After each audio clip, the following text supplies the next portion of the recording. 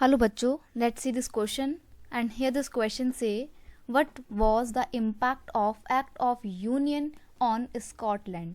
Question आपसे बोल रहा है कि एक्ट ऑफ यूनियन जो था उसका क्या इम्पैक्ट पड़ा पूरे स्कॉटलैंड के ऊपर।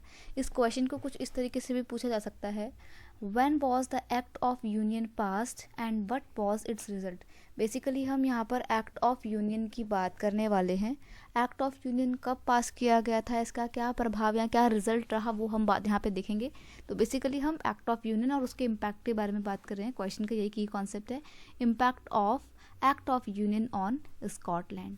देखिए क्या था, द एक्ट ऑफ यूनियन 1707 यानी कि 1707 में इसको पास किया गया था and it was passed between the England and Scotland and it resulted in formation of the United kingdom. Okay, United kingdom जो आज आप देखते हो यूके, इट्स मीन ब्रिटेन वगैरह का जो पूरा एरिया है जिसमें ब्रिटेन, स्कॉटलैंड और इंग्लैंड मिला के बना हुआ है, ये कब बना था, पूरा मिला के कब बना था यूनाइटेड किंगडम 1707 में यूनियन ऑफ स्कॉटलैंड को साइन करके।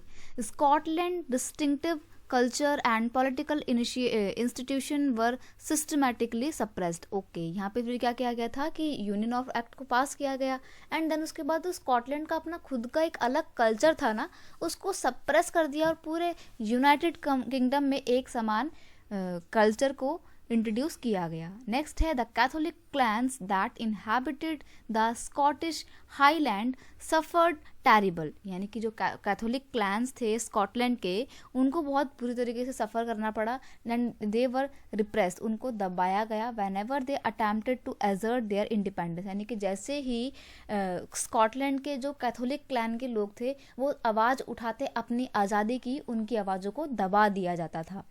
The Scottish highlanders were forbidden to spoke their Gaelic language और wear their national dress and large numbers were forcibly driven out of their homeland। जो स्कॉटलैंड के लोग हुआ करते थे उनको उनका जो गार्लिक लैंग्वेज था, जो उनकी खुद की नेटिव लैंग्वेज थी, वो बोलने से मना कर दिया और उनको उनके खुद की कल्चरल ड्रेस नहीं पहनने दी जा रही थी। तो बेसिकली उनके कल्चर को दबाया गया, वो भी फोर्सफुली, ठीक है, ज़बरदस्ती उनके कल्चर को दबाया गया और उनका जो होमलैंड था, जो उसका कल्चर था, उसको नष्ट करके यूनाइटेड किंगडम ने एक समान अपना कल्चर बनाया, उसको नए तरीके से इंट्रोड्यूस किया।